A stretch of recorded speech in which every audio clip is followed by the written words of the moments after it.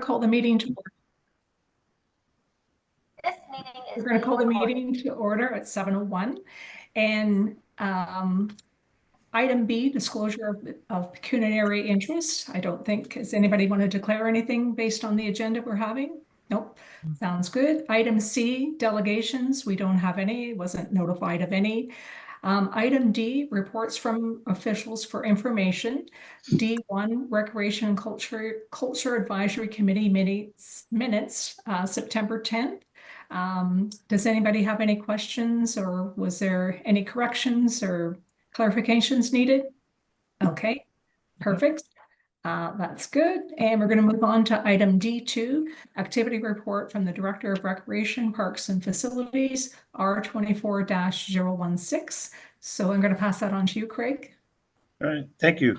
So for this month, it's only been a few weeks since the last one. So what we have going on right now, we're very active right now in writing the grants for the West Shore facility. We submitted the one yesterday for the Community Sport and Recreation Infrastructure Fund, and the Green and Inclusive Community Building Program is due on Friday. So that'll probably be going out Thursday. So we have a bunch of staff working on those and getting those out. So that's great. We also have I've met with the Coldwater Curling Club 2 weeks ago. They invited a bunch of directors from the municipalities over just to look at their facility, see what their needs are. It's more of a get to know them and then have them tell us some of the issues they have coming up. So we're helping them out with some advertising now for their memberships, putting those on our boards for them. And we're just sort of steering them in what right departments to go to for some building modifications they want to do. They're looking to do a new ice plant. They have a new condenser on the way that their roof needs to be able to make sure that the roof can support it and all that. So just trying to help them out there. For facilities, we were putting the ice in. We started putting the process in last week. Unfortunately, the water pump to the condenser blew. So that set us back a week. So we've had it repaired. It's now in and everything's been turned on. So we're targeting next Monday to have the ice ready. So hopefully all goes well this week and we don't have any more problems with that. Other new facility developments, we put in a beach volleyball court right next to the sport court in Washego. So that's been installed now. The nets aren't out. We're letting the sod take around the areas. We had to install some sod, so we didn't want people running on it and messing up. So it'll be ready for the spring.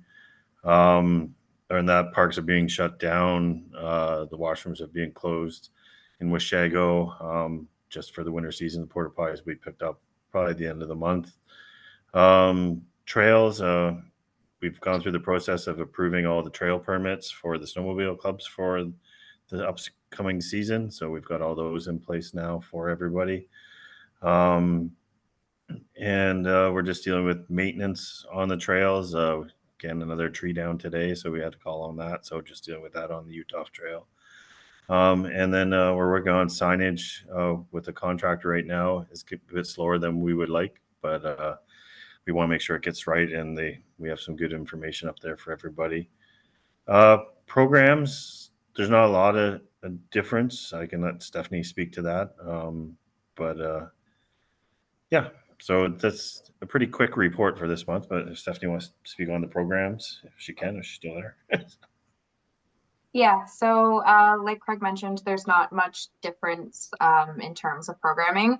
There's just a few things. We've just pushed the start dates for some of the programming due to just allow more time for registration. The only new thing we haven't posted out exactly just yet, I was just waiting to hear back from the instructor, is we are going to have some yoga classes. And those will start in November, and we will have 2 in Washego and then 1 in Coldwater, just based on timing.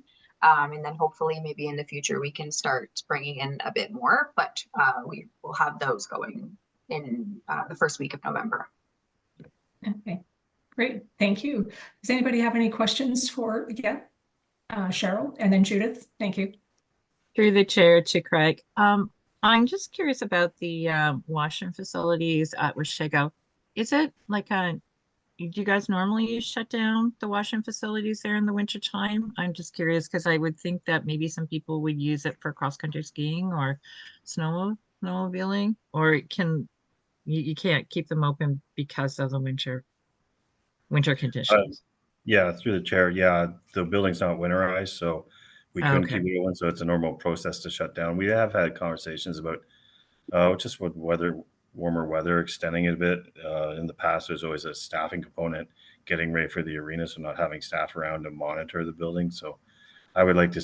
We've talked about extending it past the Thanksgiving weekend next year, just as it's a bit warmer out, and we have the new courts there to run that. Sure. But yeah, the winter, no, we can't do the winter, unfortunately. Thank you.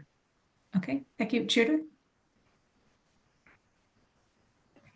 I just wanted to say that beach volleyball court is absolutely amazing. Like, it's nice.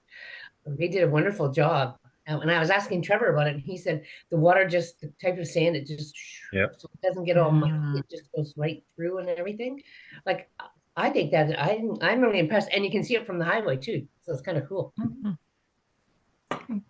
Thank you, Judith. Wanda, you had a question? Hi, thank you through the chair. I just wondered if we could get an update on the youth programming, Stephanie. I noticed that you had something seasonal coming up. Did I see that? Through the chair, yeah. So we do have a Jump Fit for Kids program. So that was pushed. That's a fitness youth program. So that was pushed to start in a few weeks. And then we have the free Halloween program that's in partnership with the Washego Art Club.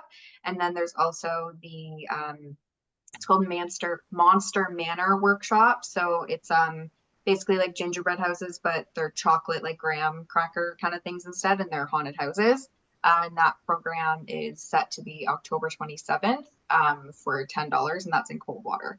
The registration's open for all of those programs, but currently I have not received any registrations for either of the Halloween programs. Okay. Yeah, thank you. I was wondering about that. Yeah, thank you, Stephanie. Good question, Wanda. And I was going to comment, it looks terrific how it's being advertised on Facebook. So it's very colorful and bold. So it's a shame that there's no interest yet. And Judith? Have we sent that information to the school? I imagine you did, didn't you, Stephanie?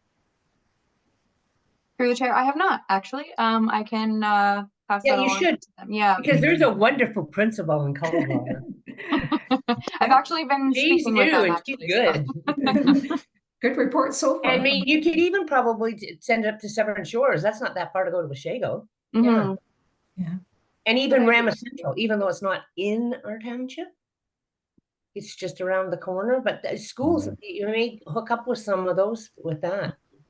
Well, Yeah, it's a good idea. Thank you. No problem. Yeah. We're going to be talking about Rama School later on. I know. So, but I do. Sorry, is there any other questions for Craig or Stephanie? No, I do have one question.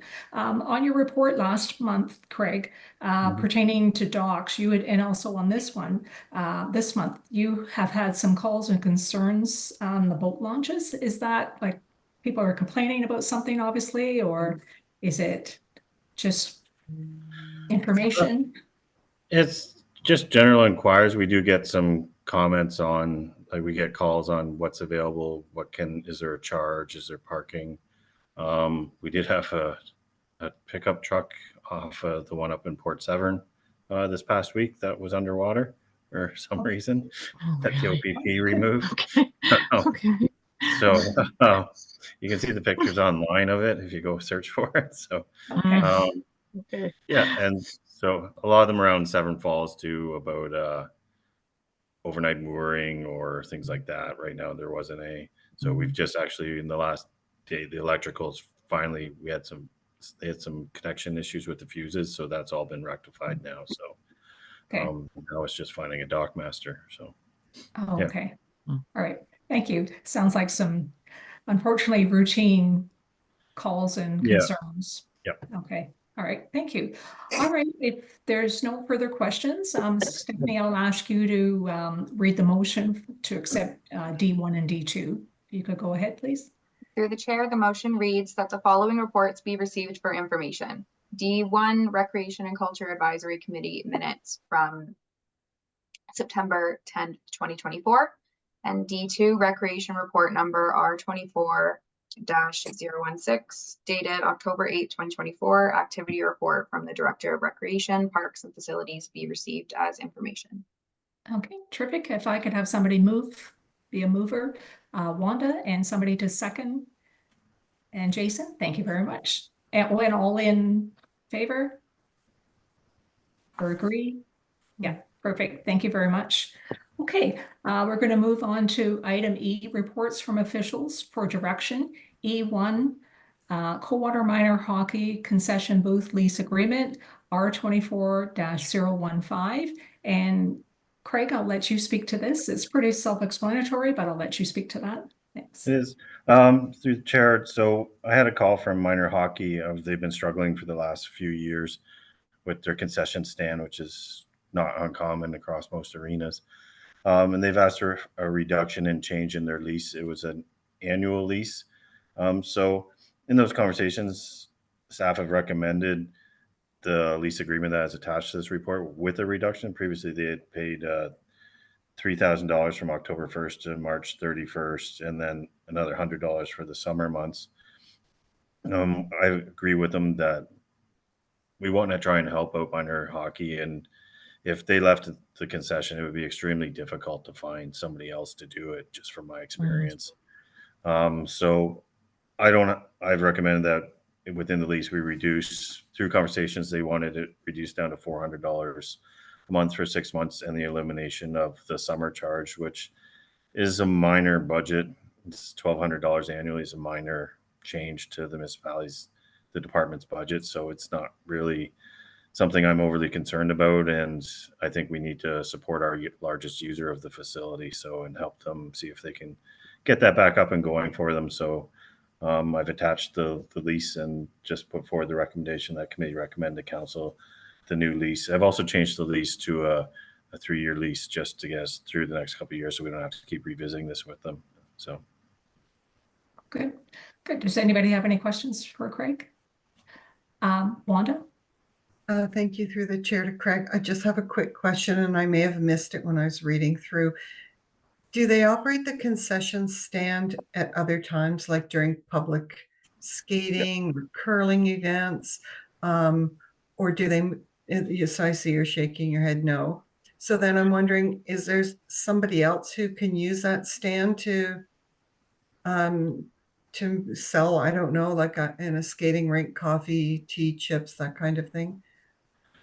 They do operate from time, like through public skating when they are available, like on weekends and that. We encourage them to operate as much as possible. They don't operate when the curling club's on or anything. There is in the agreement clause that the fair gets control of it during the fair. So the fair operates it then.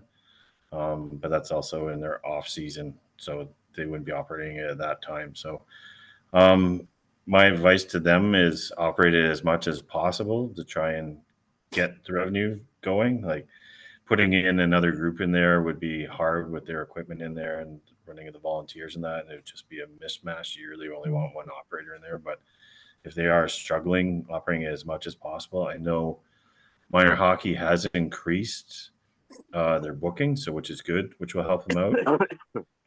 We have 3, or I think it's 2 U21 teams now, in which those are the games that will attract the crowds, and that's when they should be making sure that they have it fully operational, because that's when they're going to sell anything from U18, U21, U16.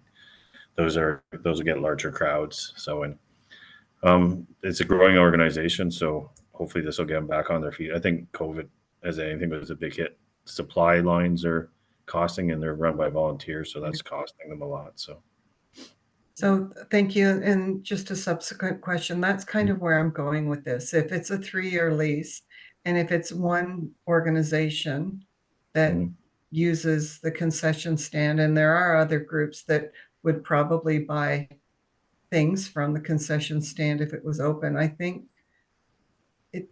I don't know. I don't use the Coldwater Arena, obviously, because I just don't live in that area for those games. However, is there something else that can be done? I agree with, the cost not being prohibitive to this organization, 100%. I'm just wondering if there's something else that you've explored. It just seems that then when they're not there, there won't be an opportunity to buy food or drinks. Short of putting, if we put in like pop machines or anything like that, that would take away from their profits. There's usually, in my experience, when I've had concession operations, I usually tie those into the concession operation for the whoever's operating it when I've contracted out. There's lots of options. Like I've had in my past where I've had the municipality operate the concession stand and lost $10,000 a year on doing that, and tried for 5 years to contract it out, which eventually I was able to swing at $20,000 by doing that. But that's at a twin pad with a higher rate of patrons. Short of them, they should be operating it during figure skating, but the problem with figure skating is they're traditionally not big buyers for concessions. So it all comes down to, I don't know what their volunteer level is. So it's how much they can operate it. So I think this is a good first step to giving them a reduction within the agreement. There's the ability to reopen it up if they're struggling again, or if we need to look at it again. So there is that clause in there where I think they have to give a 60 days notice. So.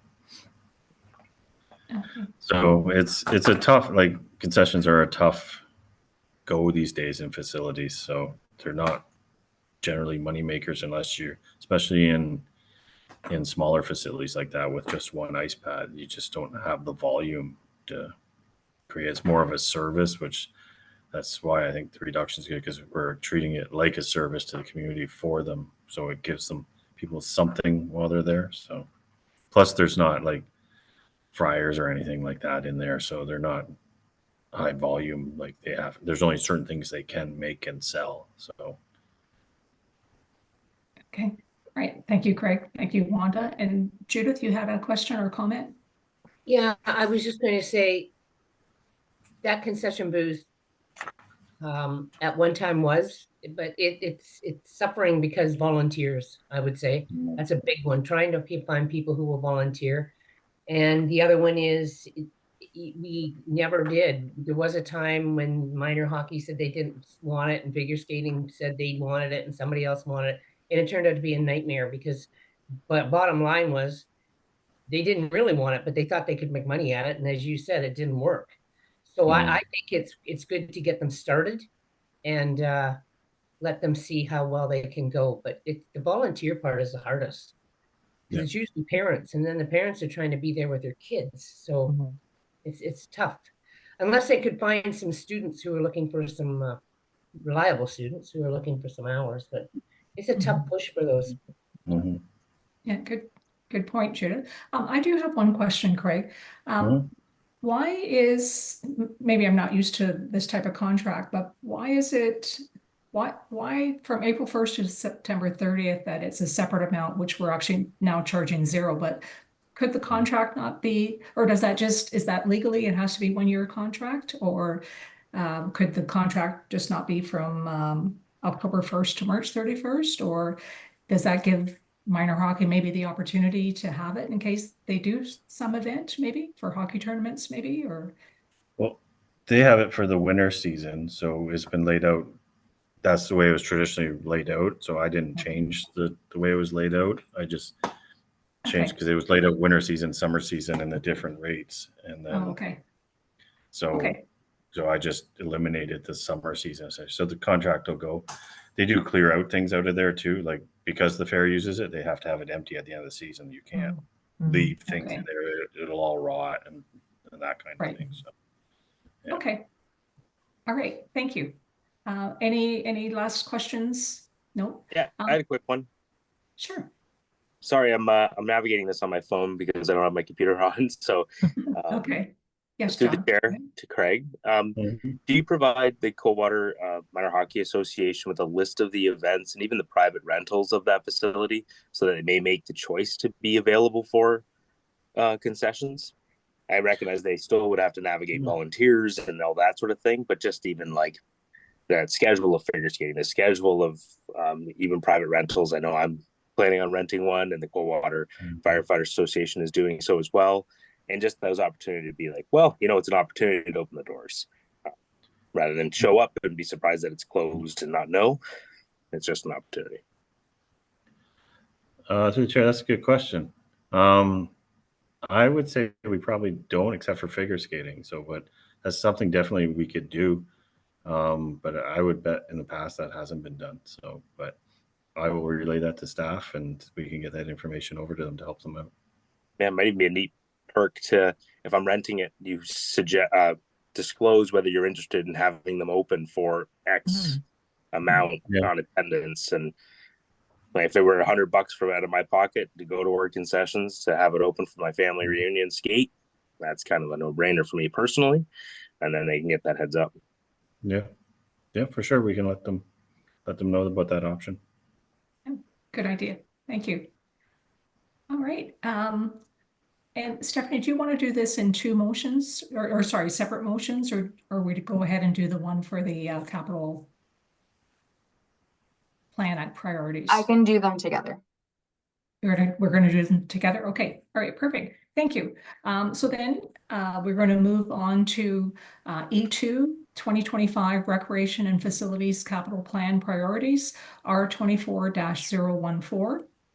So this is, so we've been asked to review items on the proposed budget and discuss priority levels for each of the projects. I think maybe at this time, Craig, would you mind just running through some of the, Sure. and well, they're all important, but maybe you can prioritize what you think we should know more information about, and then we'll open the floor to questions. Thank you. Yep, for sure. So I'll start with 2025 because that's mainly what we're going to recommend for. What I've done this year is I've shown 5 years out, just show where the department will go, and a lot of that's based on what was in the master plan and recommendations of the master plan. So I've tried to space out and known funding and what we have available, and not all these projects obviously will make it through every year, or things may change depending how things go. But so for 2025, we have a few carryovers. We have the water tower. The water tower in Washego, we're currently dealing with abatement issues with it. It has lead paint on it. So initially it had been budgeted for a few years, from what I understand, to have it painted. Once we got into it this year, we discovered lead paint. So we were having a company test that out. So it's getting too cold to paint now. So it'll be something done in the spring. So that's a carryover. And then I added in what I've tried to do in 2025, because the major project obviously is West Shore. That's going to come and take a ton of capital and a ton of time for staff over the next 2 years. So what I've tried to do is I've gone around this past summer, and a lot of it's capital maintenance, for a better term now. It's things that are starting to fall away that need to be brought back and build up our assets so we don't lose them. So like pathway maintenance in the Washego Park, that pathway is starting to show wear and overgrowth, and it needs some material and be brought back so we can keep it accessible. So that was put in. In 2025, also a lot of planning initiatives. We know we have the Port Severn property. So we have a park design that we want to initiate with that. We also have Russell Drive, which is another design which we need to look at. But that one is a bit more complicated because it's not an open space. So it's getting a design in that deals with the topography up there, and we'll obviously have some environmental assessments that go with that. So just starting those design phases. So we are planned out from years out, so we know what we're dealing with to build those parks. So next year would be a good year to do some design studies. We also have we lost a lot of picnic tables in the last year. So just 30,000 in picnic tables around various parks. Bass Lake Woodlands, we had in there 40,000 this year to do a pad upgrade. But the problem with that was once we got into it was any upgrades we do, we're doing accessibility issues, and that park's very complicated. There used to be a pathway in there from what I can see and tell that's been overgrown, but it doesn't go all the way up the hill that's in that park. And so that hill presents an accessibility issue. So if we were to redo the court and put in new basketball nets, now they're not accessible like we've done with our other sport courts. So I want to do a more comprehensive design of that park because we have to deal with accessibility issues in there. So that was put in as another. So I'm hoping to have all these plannings and have one contractor like put it out and try and get a better price by having all these designs go at the same time. We have water fountains that were donated to us. We need to install those next year. Marchment ball diamond. We want to do a refurbishment. We're seeing minor ball grow. So we want that the material in that diamond is not very good and there's a lot of growth in it. We need to bring it out. So I had the company that did the volleyball court for us down Washago is also a ball diamond company. So I had them look at that diamond and the one actually in Washago to bring those ones back. We did add a parking lot. There is some roads contracts going on in the Marchman area next year. So we're looking at maybe if we can tie that in and create a little parking area for the Marchman court. So to help with the accessibility to get into that new court. So we've added that in. And then moving over, then just every year you'll see this for trail, like we've just put in the trail resurfacing. So it's general capital maintenance on the trails. The West Shore Rec facility at 15 million is the big tag. And then the Coldwater Fairgrounds master plan, it will start this November, but that's just a carryover, probably the funding left because it'll go till May. So just to pay out the contractor. And then just some ball diamond materials for the Coldwater ball diamonds. And then if you look to the arena, those are all carryovers. There was an audit done a few years ago on the facility, but nothing was done out of it from what in conversations I've had. So carrying over the 100,000, so myself and the capital projects manager can look into the audit. We need to get that auditor back and go over some things with them and just understand, because it is an older building, we want to make sure that it's maintained and safe. And we know some of the windows need to be replaced in the viewing area, a few things with the beams and those kind of things. So that project's, I think, stalled through COVID. So we're just going to try and get it up and going again. So that's 2025. When you look to the out years, there's highlights of those would be accessible kayak and canoe launches in 2026. Varying spots. One in, like we've looked at Washago. We've looked up at, there's some spots up in Severn Falls. I would like to have something available, but it'd be part of the park in Port Severn. So off that dock complex when we redo those. Just trying to get these accessible kayak and canoe launches in for the public, some non-motorized sports for them to help them out. The Albany Street dock in Washago is getting a bit worn and needs has a lot of growth on it, so it needs to be rebuilt and redone. We have additional seating at Ian Crichton. So what I've done, so what you start to see through 2026 and on is things on the master plan. So that was an item out of the master plan, put in some additional benches in that park. You can see the Port Severn Park development, 300,000 to get that passive park online. Then I've added in Timberline for that year, a redesign of that park. And that'll be a community engagement piece of getting to know the demographics of that community again and what they would like to see in that park. In our discussions, and there was identified too in the master plan, getting some heritage interpretive signage going through cultural aspect through the municipality, and then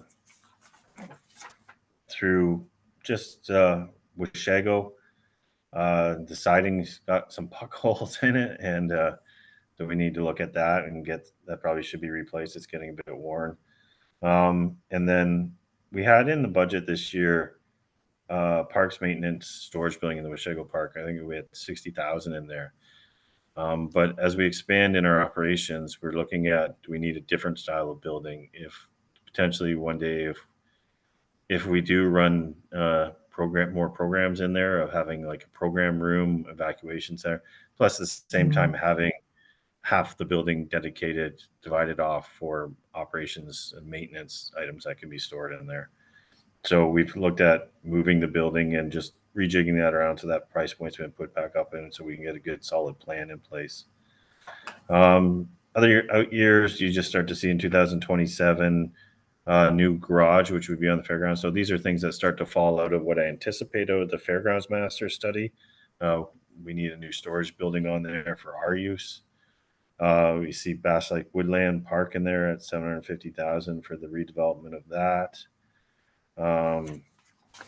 You'll see other high points are a skate park, which I anticipate falling out of the master plan discussion too, up on the fairgrounds. So you start to see the fairgrounds coming along with new things, structures, repair, lighting packages in the arena. So just minor things like that.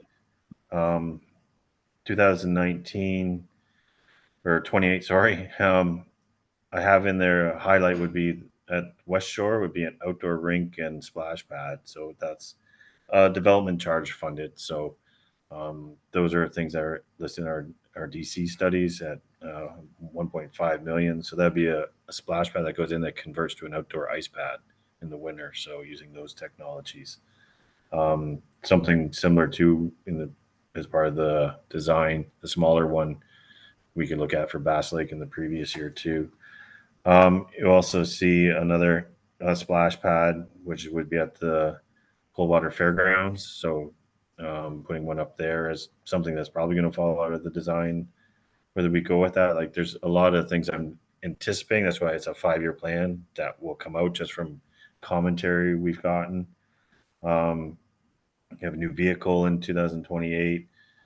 Then you have just general parkland development that we have from the DC studies in 2029, and just washroom refurbishments for Washego Park is probably going to need some upgrades at that point. More accessible kayak launches. So yeah, everything just sort of is going to fall out from the master plan and discussions we have moving forward. So West Shore is going to take up a ton of resources and a ton of dollars, a lot of dollars to do that. So I anticipate things will be limited after that for a little while too, once we build that. So, but I thought we could just lay out a comprehensive plan for the next 5 years of just taking from areas and what we know is on the go and what the master plan is directing. So, okay, good. Definitely lots of content and lots of work ahead. And yes, and so first round of questions. Wanda, I saw you had your hand up to ask a question. Thank you through the chair to Craig. I really like the way you've laid this out with the 5 years and the chart. It's really, it's an awesome document and resource. So thank you for doing that. I do have some questions around the West Shore. So I see you've got a sort of a cost plugged in there, 15 million. Is that covered in the 2 grant application amounts that you've applied for? Like, did you apply for maximum amounts? I'm just curious, knowing we may not get them. yeah, no, we applied. I believe the provincial one we applied for just over 7 million, and just over 5 is going in for the community. We do have 2.5 million already in our pocket for from DCs. So we're trying to balance everything out, showing we do have a commitment. So we've had a lot of discussions around that of how we show our money, knowing that in the next 20 years we will get that money back too if we just go straight DC. So we're trying to balance showing that we know what we're doing and we know we have a contribution here, but we would like these grants to help us out. The green one, we're doing we just did the geological testing this past week.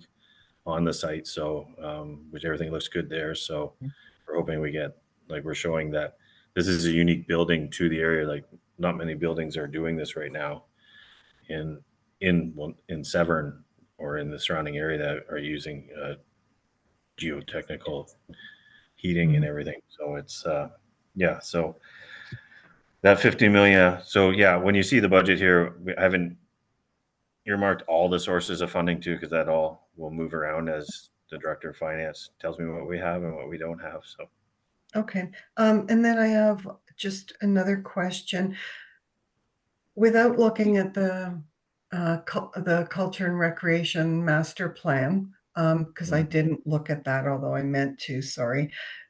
Is there anything in the 10-year horizon or so for, there's a couple areas in the existing West Shore so we've got a waterfront access boat launch, I guess, at Hedgemere Landing, so at the base of Bayou Road. And you know, some of the ideas on the chatter here in the community have been to put in like a government dock or some kind of a something where people can stand, the kids can fish, they can tie up their kayaks and canoes, etc. Something to make that more usable space. So that's just kind of a placeholder. And then similar in Timberline, so a couple blocks away, there's a vacant waterfront lot on one of the canals that's very close to the existing Timberline Park. Is there any option to get a design something put in those two areas? Because I'm asking now because I do see this spans right to 2030. So I know the rec center is planned 100%, but before it ever becomes usable space, we're looking quite a few years, I think, down this map, and without having some of the things that other communities have, like we don't have a skate park, we don't have a splash pad, we don't have pickleball or basketball. Our baseball diamond's not getting refreshed, and it's mostly grass now. So and we're having this study starting tomorrow on boundary reviews. And I've been told that this, like the current West Shore, the population is going to close to double. So I'm just concerned about a little bit, if there's some less expensive or just some things to put in place, because there really isn't anything here. So I just wanted to put that on the radar. No, not decision, but just now that you have a 5 or 6 year horizon here on the chart, I wanted to weigh in. Thank you. Yeah, through the chair, I would say that we have 30,000 in 2026 for the redesign of Timberline, which a lot of the items you brought up, like I have looked at that property across the park and what we could do. Like I thought, oh, there's a good spot for a canoe or kayak launch, but the accessibility of the slope there, these are all things that I want to hash out through that process. Like the other thing with the ball diamond is how much does it get used, or would a half court basketball court serve that community better or something like that? So that's what I want to come out of that process before we invest a lot in there. I know the fitness equipment in there is aging out too. So we've looked at that, and the replacement's going to come up on that, and some of the things in the playground too. So it's, what does the community want us to invest in before we just go and say, okay, let's redo the ball diamond, and we don't know if there's a lot of ball use or whatever. Would the changing demographics of the community, would a basketball court serve you better, or something like, or a pickleball court? I don't, like a half little pickleball combo basketball court thing. So, and definitely you want to, I think being that close to water is these access points that you want to try and use. And for the question on the docks down at Hedgemere, that's actually not in the master plan. There hasn't been any recommendation for that kind. But the good thing about this is a 5-year plan, and nothing's set in stone now. And so everything is fluid, and we can change it as we move along. Like if there is that demand for a dock down there or something, then it's something we can definitely look at. So. Okay, good. Thank you. Does anybody else have any questions for Craig? for clarification, Judith? Yeah, I like everything you've got here, and I think we're being very fair to every area. And I just wondered, with the that's like woodlands. Mhm. So we're going to do, sorry, where are we here? I'm trying to find it back again. Sorry. You're doing a review of that, right? Yep. So what are we doing with the rink? So right now we still have, there wasn't enough winter last year, but if we No. have enough winter this year, volunteers are still around to put the rink in. So we're still good. Their Okay. concern was always that it was black asphalt and they want something different. And Mhm. we started looking at it, and then it became, well, if we change this out, then into another, we have to look at the accessibility of this and how do we get it an accessible pathway up that slope. And so Right. that's either lost switchbacks or coming across the ditch. And then we have the lower court below that it's just a piece of asphalt right now. It's like, well, what can we do with that? And what does the community want? So to me, it's now we're at the point, because I've had a lot of calls on and conversations from different residents. It's like, well, let's set a plan, get a designer in place, and set some public meetings and get input from the community, because that park is getting older. And it's, what do you want to see in your park? Like, we have a volleyball court. How much that volleyball court is used? Do you want a new one because it's not a very good one, or do you want something different in its place? Like, it's those kind of things. And then I've talked to Public Works and said, well, what's our water capacity there? If we ever Right. wanted to do like a combo splash pad ice rink in there, can we handle it? And they're like, yeah, we could handle it. So, okay, so maybe that's something. And it becomes, if that's a part of the community that's getting a big changeover from what I understand, then, and younger families coming in, then it's maybe something we explore. So, and instead of just piecemealing it and get a good plan in Right. place.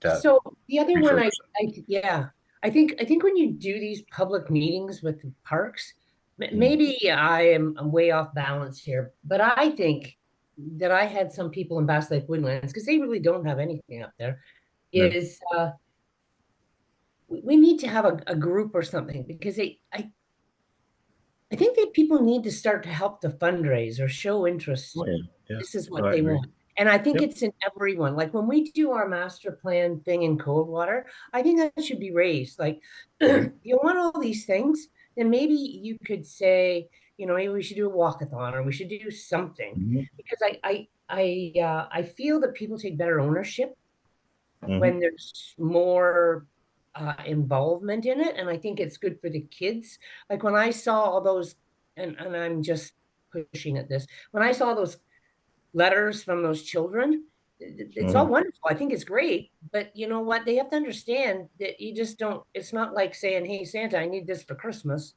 Like we need to have our children involved with learning how that they need to take part in their community, and they volunteer. And you see the kids doing it at the fairs and different ones, and we did it more so than most.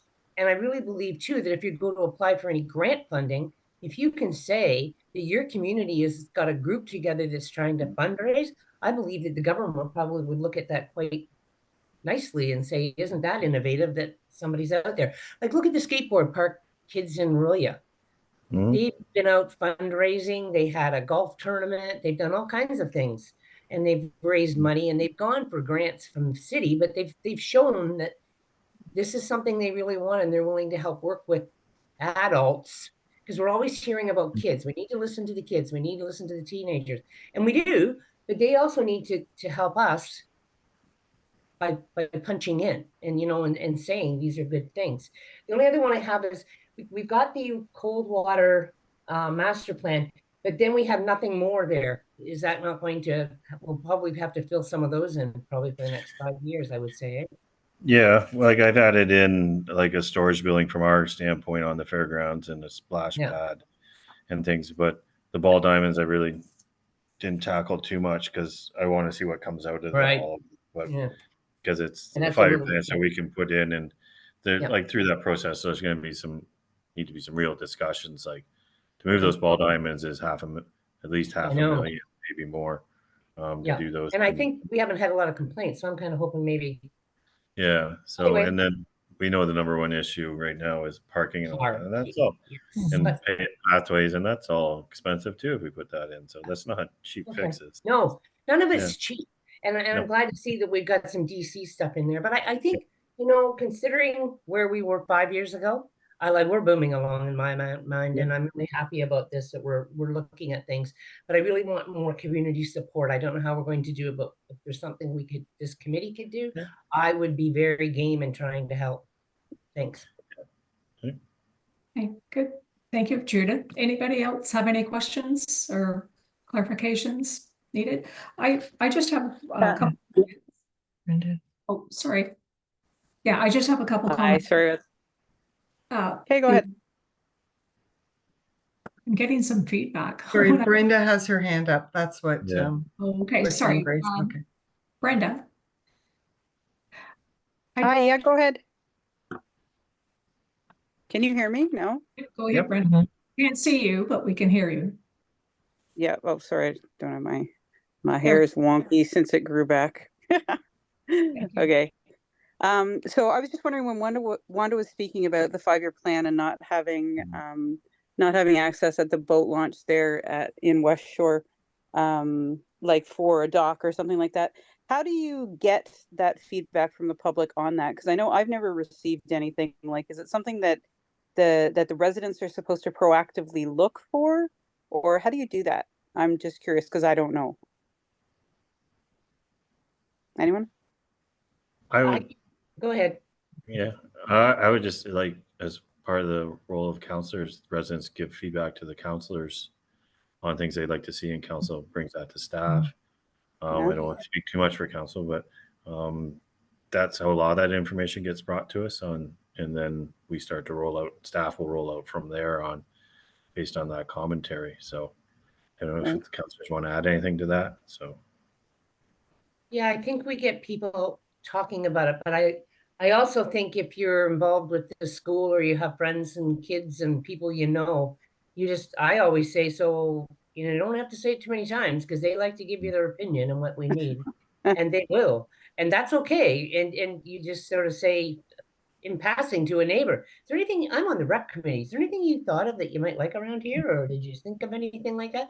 And sometimes, Brenda, that's how you do a lot of it, or you hear people talking about something, and if you happen to be a Facebook person, I guess you could kind of siphon through that, see what's in there. But So is that the expectation that we are to bring forward those kind of things, or you can if you hear them, or if you have an idea, you go ahead and you can bring it forward. If you well, see I'm something, 100. Yeah, I live in. no, but in that it neighborhood. is, yeah.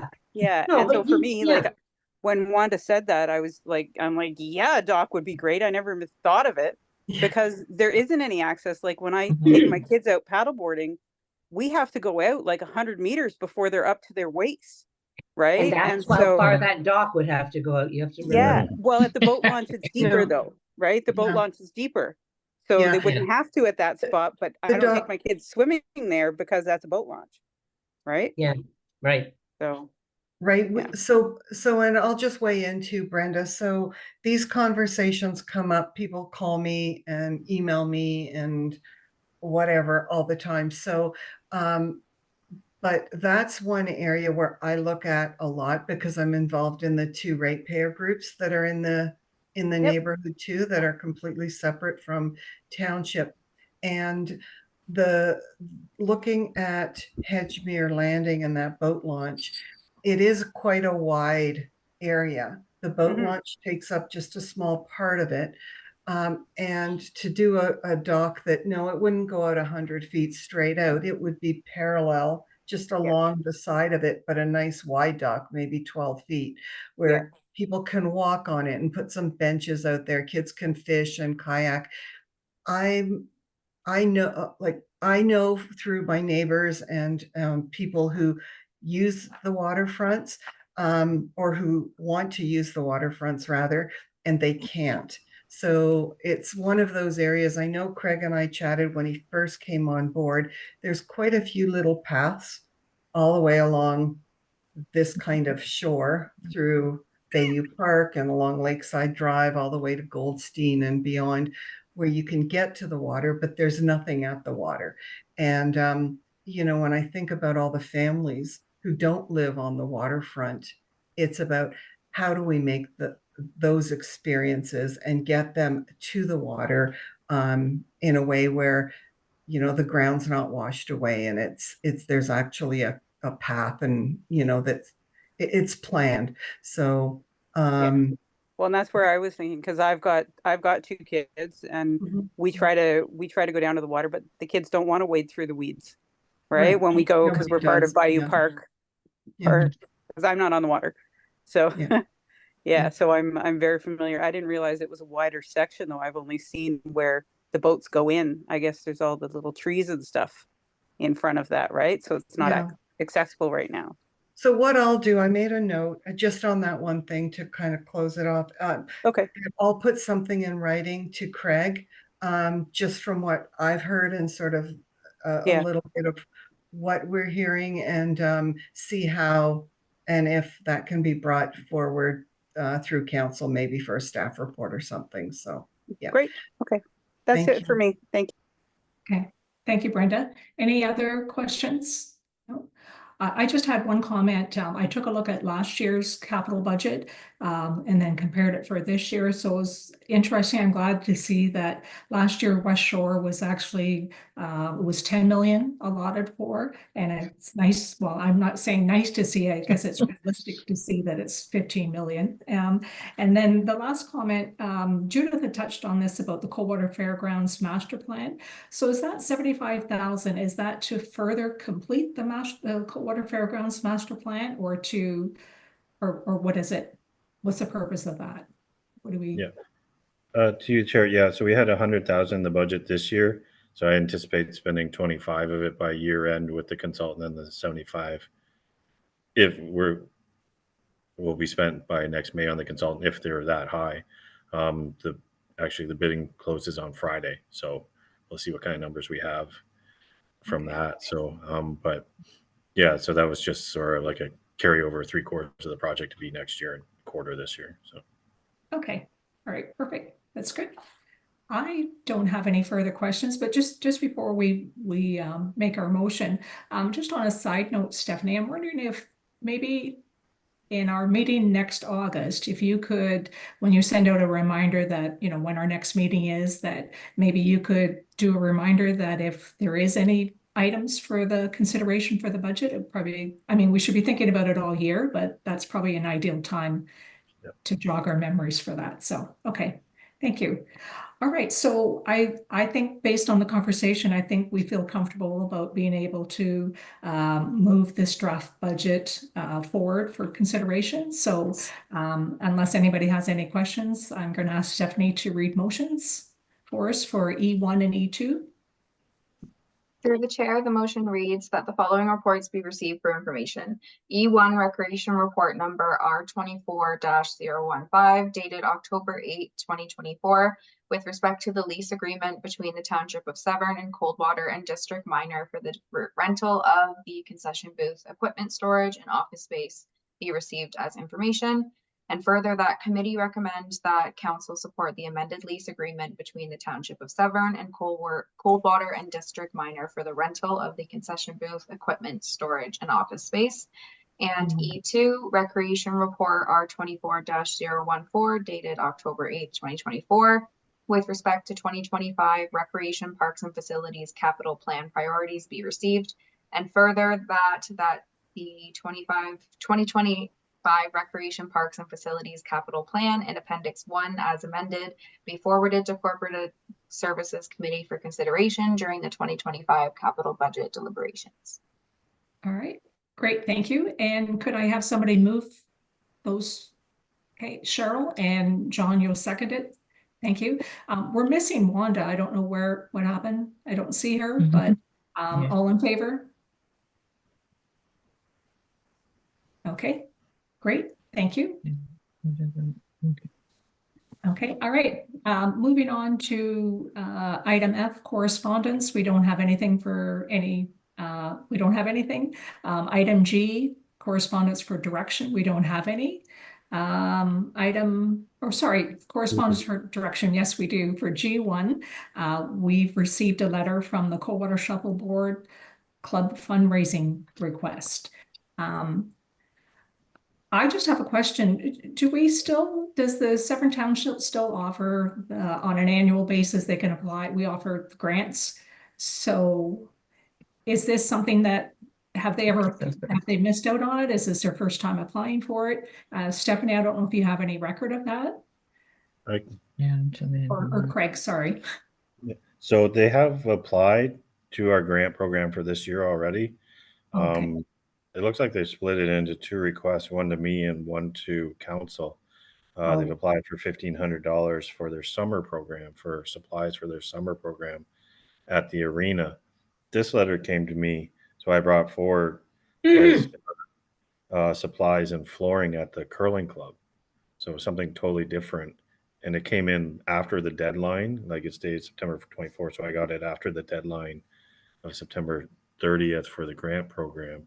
So I brought it forward just so committee can recommend back to them that they apply in the future. Like they can't really apply for 2 grants, I don't think. So, so they would need to prioritize what they want to do in the future of what they're applying for. So, because this is my other question to this one is they're looking for help with flooring and things like that. And it's a question because they do shuffleboard on the concrete floor in the curling club. So I'm not sure what that is on the floor. So, and there's no dollar value to this. So, whereas the grant they've put in is a $1,500 value to council. So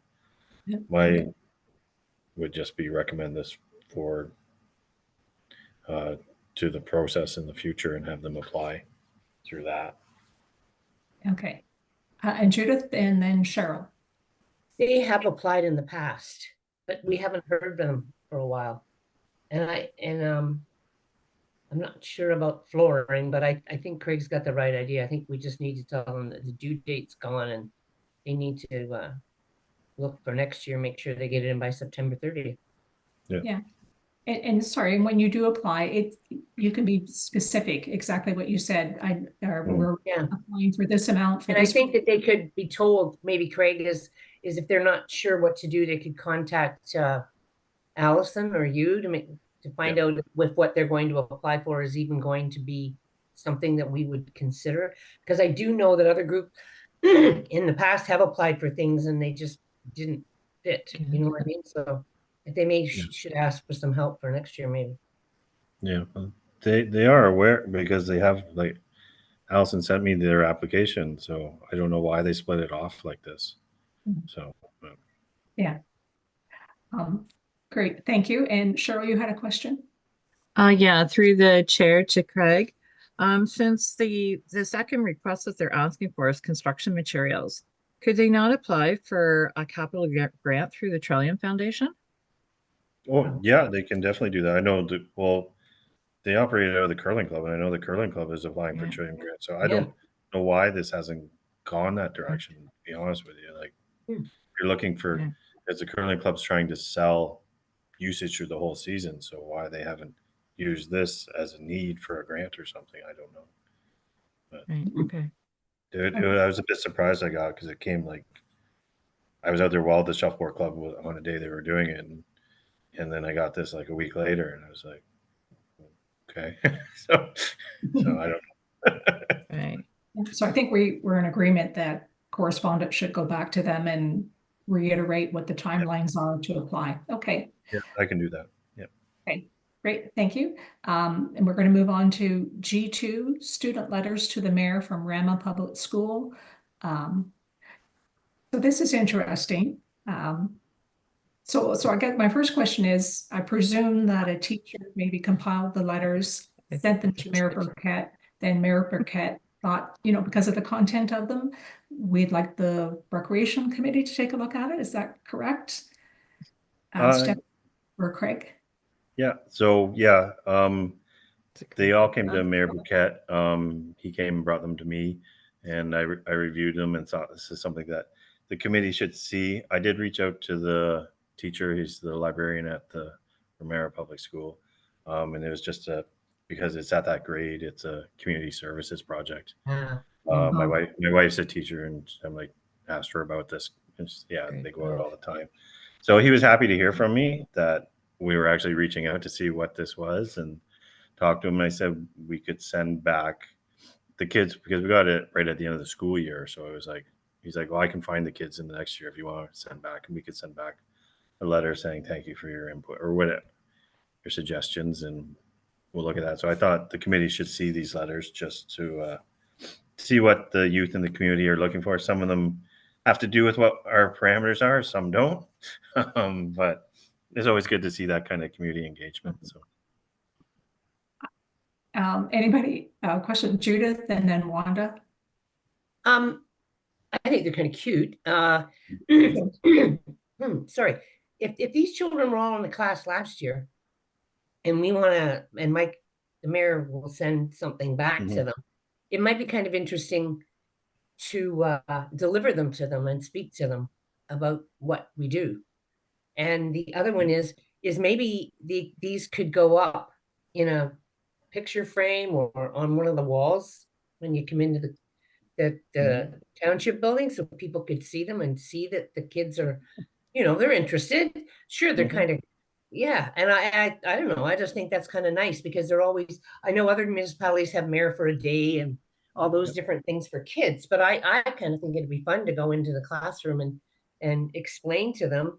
And even you or Stephanie could come and talk about, especially Stephanie, because you do programming and different things. And that's when maybe you could pump your programs and say to them, here's what we have, and there's this, and these are interesting, and these are what we're going to be doing. Those types of things, just to sort of round it out. If that's something we might be able to do, that'd be fun. Yeah, we could definitely contact the teacher and see if we can organize that, because I have no doubt we're going to get another batch this June coming up again. Yeah, that's good. Thank you, Craig. And Judith, Wanda? Hi, thank you through the chair. Yeah, this one really struck me. And I guess I'm coming at it slightly different than Judith, in that maybe there's an opportunity for a youth community meeting with a culture and recreation overtone. And I think this is a learning opportunity to get these young kids who've taken the time to write to the mayor, not their mayor, but they use that park and it's their community, to come in and maybe work with the teacher to have a bit of a facilitated discussion. It could even be with council. We have a lovely council chambers. Maybe there's an opportunity for a class trip. I really get excited when I see these young kids taking this direction clearly through the teacher, but it wasn't a form letter. I've seen lots of petitions come forward and they're usually photocopied letters and people sign them. Some of these kids had their own unique ideas. And I thought, you know what, let's invite them in and sort of formalize it.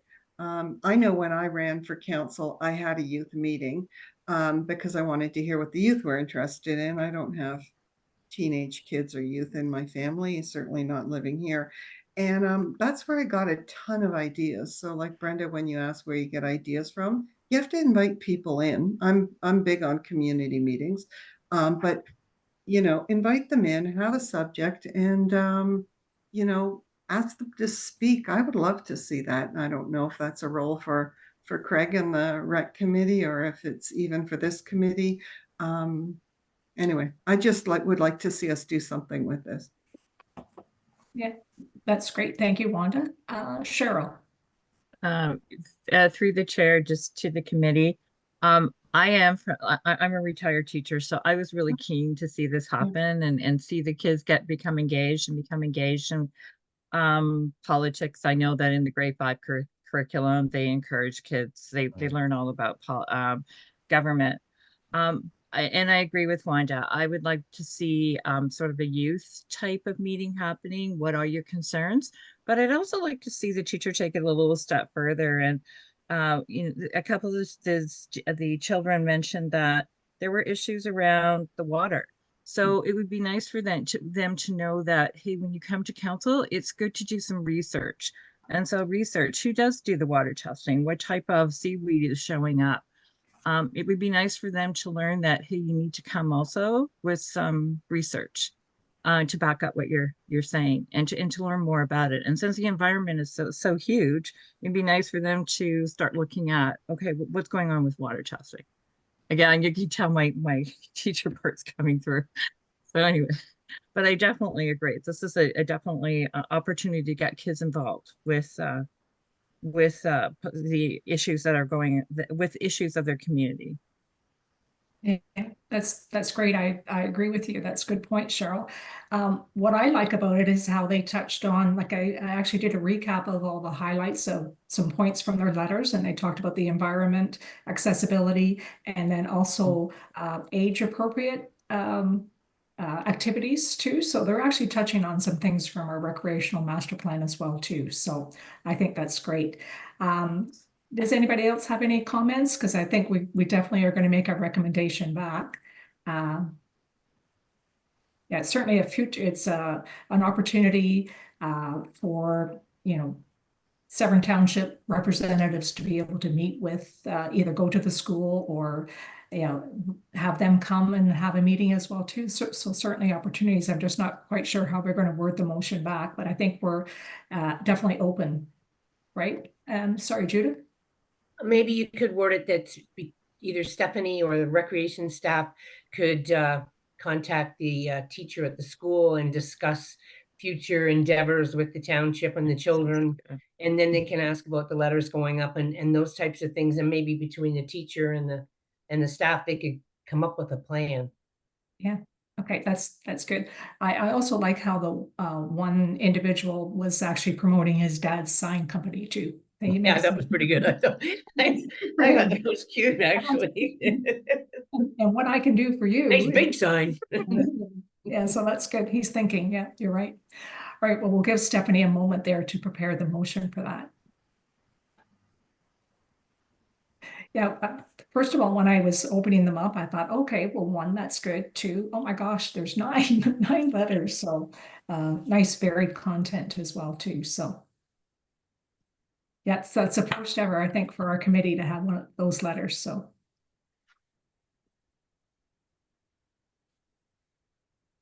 Okay, are you all set, Stephanie? Or okay, we'll let you go ahead and read the 2 motions. Thank you. Through the chair, the motion reads that the following correspondence be received for information. G1, correspondence received from Coldwater Shuffleboard Club dated September 24th, 2024. Refunding be received as information, and that the Coldwater Shuffleboard Club be recommended to apply for a separate grant next year prior to the deadline.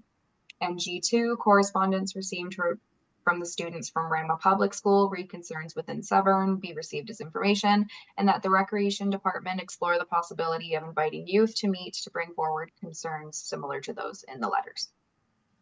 Okay, great, thank you. Could we have somebody move those 2 motions? Judith, and second by John. Thank you, and all in favor? Agreement? Great, thank you. Okay, moving on to item H, Council Representative Update for Information. Judith and or Wanda, whoever would like to go first. Okay, so I was thinking about this.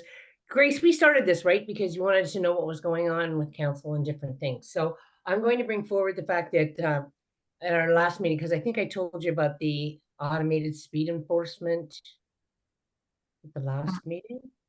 No. Yeah. That was before. It was August 28th. So anyway, I will tell you about it. So we had looked at automated speed and we are we're going to contract with Essa Township. They will look after everything. They have a company called Global, and they'll look after all of it. And what happens is when someone gets a fine, they take a percentage because they're doing this, and then whatever's left we get back. And then we'll go into an account or a fund that is for future traffic calming and safety road issues. So we'll have money in the bank. But the rationale behind it wasn't all about the money. It's the fact that we know that speeding is the biggest issue I get complaints about. And the way to stop them and slow them down is to hit them in the pocket. And that's just the way it is. Other municipalities have been doing it. They found it worked.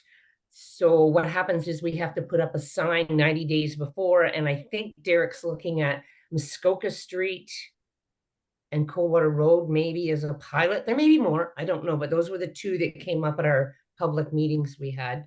Anyway, and then once that warning goes up go the cameras and away we go. So in my mind, it's all about safety. The money is a bonus, and we aren't going to cost our taxpayers any money because we're doing it through Essa and they're already set up. And so we chose that, council chose it because of the fact it wasn't going to cost us money. We're also looking at ward boundary changes. There's a special meeting tomorrow, and the rationalization is that Ward 3 has almost 4,000 people, and Ward 1 has just over 2 if you count the seasonal. Ward 2 has 3,000. So what they're trying to do is they want our wards to be evenly populated because that's how it should be. And we did one about 7 years ago. But because we're growing so quickly, our areas, we've never had a ward change except for 6 years ago. But now with our growth sporadically going all over and a lot of it is Ward 2 and Ward 4, that we have to look at a ward change. So we'll have a meeting with them tomorrow. Then they interview with us and interview with some staff. And then they come back and they will bring back, that's what they did last time, was different options and how they can see it jig and how they look at the population growth. The company that's doing it's Watson Associates, and that's what they do. They do DC charges and they do this. So they're professional at it. The other one is, just give me 2 seconds, a road resurfacing program. Derek brought us his pre-budget information. And on Friday, we received $652,000 from the provincial government for the Ontario Community Infrastructure. And we get it every year, but every year we get it, this money helps us do extra projects. So the extra projects, if you want to look at it, 652,000. Gray Street's going to be 420. If you add Avery Lane in at 150, that does not come off our tax levy. So that is extra projects that we've gotten to do because Derek had that knowledge before. We're a little lower than we were last year, but those help us to do those other projects so that it doesn't come from the tax levy, because roads are our most expensive thing to do. We're at 9.5 million because yeah, roads are expensive, but we're doing all of Foxmead from Town Line right to Burnside, and I'm sure everybody else here drives that nice road and all the speed bumps on it that everybody wants. And okay, that's really bad. Sorry, can you hear me? Did I just hit mute again? Anyway, so that's important that, yeah, we have that. And the only other thing I can probably think about is just to give you a little update is the Witches Walk's on the 18th, and it's from 5 till 9.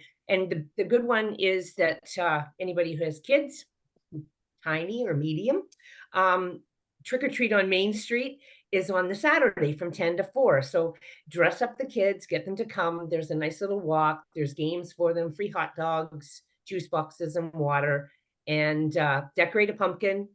And there's all kinds of little things going on for them. So that runs from 10 till 2 on Saturday. So that's fine for, you know, and Brenda and Wanda, you know, let your area know that they'd like to come down. It's lots of fun. We've got lots of hot dogs and lots of pumpkins. We don't carve them.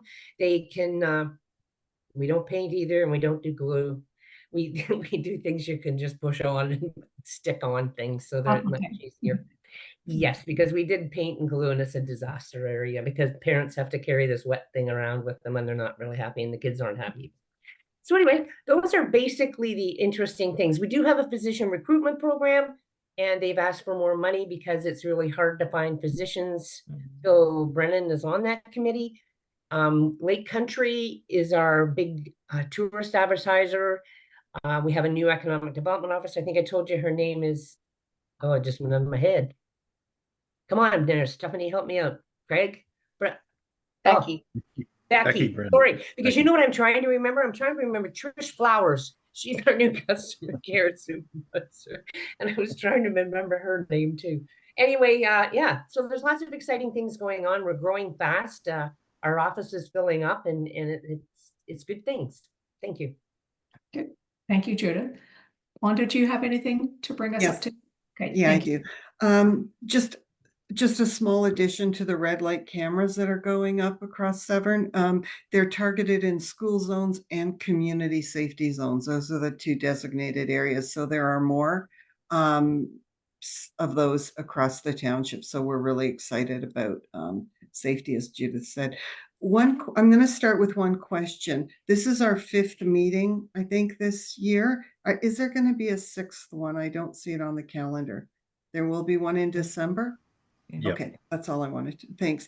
I'm going to start with my most exciting news, and it hasn't been announced yet, although it's going to go up on social media tomorrow, I think. Together with 2 people from the Washego area and 2 here in West Shore, we have started a new group. It's called Severn Seniors at this moment. It's just a working name. And we're really excited about bringing people together for activities, active kind of living type things. We're kicking it off with the very first event, October 23rd at the Washego Community Center, starting at 1 p.m., a euchre tournament. And it'll be $10 per person to join. And there's more information going to be going up all over, including on the Severn community calendar. So that's a group that they brought to my attention. I have some knowledge of the former Washego Seniors group that was operating before COVID. It was a registered not-for-profit. This one is not going to be that, but that not-for-profit was formally closed through a lawyer during COVID, and it had 500 members and a waiting list of about 275. I don't know why they had a waiting list. So we're anticipating. The group in Washego has been letting people know. So we're going to put a blast out for that. From a culture and rec perspective, there's a new pedestrian path that was installed. It's not completely finished in West Shore, and it's behind the subdivision or adjacent to the subdivision, or furthest point away from the road behind the houses off Turnbull. And it will eventually connect Goldstein Road, which is a major highway access route, to Gray Shot. And with a further plan over the years where you'll be able to walk from Goldstein Road and hopefully get all the way to Woods Bay Road. That's the plan, but more of those are happening now, and that pedestrian path is on. I've heard nothing but good news. The phone's been ringing off the hook, and that's been exciting. Again, from a culture and rec perspective, if there's signage, if there's benches that can be put on there for people who maybe would need to take a rest as they're walking. We do have an active population here, but there are seniors, etc. So that's just a consideration. Tomorrow I have my West Shore Events Committee meeting I'm hosting. We're talking a Santa Christmas holiday event. And I understand this year that Santa is coming to a community breakfast. And again, it will be a free event. So we're excited about that. Budget meetings are happening November 28th and 29th. And those grants that we all or you all or groups have submitted will be deliberated and decided on the 29th, I believe. So watch for that YouTube video clip coming. Okay, and you mentioned the ward boundary review, and we've talked about the rec center. So that's all I had. Thank you. Great. Thank you. Oh, Cheryl? through the chair to both the counselors.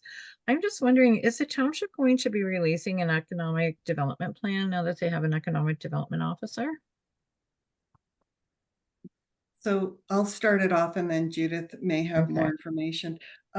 We saw terms of reference recently at a meeting for an economic development committee, which would be a new committee struck. So Becky's been doing a lot of work and brought all of her knowledge here to the township. So there's an actual framework and something like how Craig's has this culture and rec committee, and we have opportunity, citizen voices, etc. So there is that. And if anyone wants the link to that document, I can look it up for you and send it. Or I don't know, Stephanie, you want to attach it to the minutes? Okay. Okay, thank you. Great, thank you. All right, so we need Stephanie, if you would read a motion to receive. Brenda. Brenda. Yes, Brenda. Okay. Hey, oh, sorry, Sorry. I'm being high maintenance today, sorry. I was just, in regards, Wanda, through the chair, you guys had a Taylor Swift party. How did that go? I didn't hear anything about that. Oh, okay. So that was our third event. What was really well attended. It was a ton of fun. I was there for 5.5 hours. And so many kids, so much fun. The bead making, bracelet making, this music and all the craziness. Everybody was danced or dressed in their Taylor Swift stuff, even the moms. And what was exciting about it was, so we had full barbecues. There was all kinds of food there, drinks. It was a really good use of Timberline Park, I thought, and it was such a beautiful spot. We're so fortunate to have it. It was great, and it was the third event that the West Shore Events Committee put on. I don't know if I updated before. I think I might. So sorry, there's so many committees and meetings, but they also had jamming in the park. Did I tell you about the kid who does the YouTube? Okay. So this group is now turning to the pancake breakfast with Santa, etc. One thing I will say about Timberline Park, just so you know, if you haven't been by lately, come by, call me. I'd love to just have a coffee with you if you come this way. But the day of the Taylor Swift concert, I emailed council. I was so excited. So there was a group of men all in white. There must have been 20 or 30 of them playing cricket. I think it was cricket with the square paddle. At Timberline Park, they were using the baseball diamond area. And as soon as they left, then a bunch of kids were there and they had a baseball game. And it was just so exciting to see that whole park used all day. So thank you for asking, Brenda.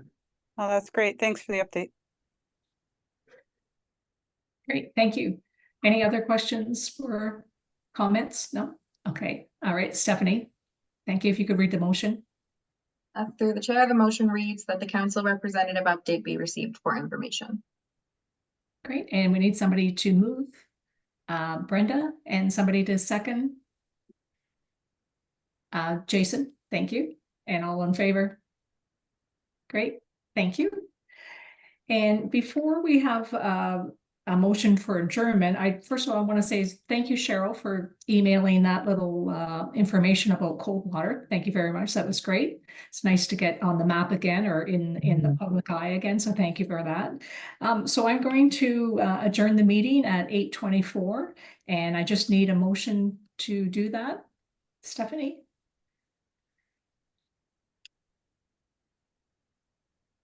Sorry. Through the chair, the motion reads that the meeting adjourn at 8:24 p.m. Thank you. And somebody, Brenda, thank you and John, move and a seconder. Thank you very much. And all in favor? Great. Thank you very much. And so our next meeting is December. I don't have the actual date, but it's in 2 months. So we'll see everybody then. Happy Okay. Thanksgiving. Have a good long Yeah, weekend. happy Take Thanksgiving. care. Yeah, Thank you. Happy Thanksgiving, everyone. Thank yeah. you. Same to you guys. Bye. Bye.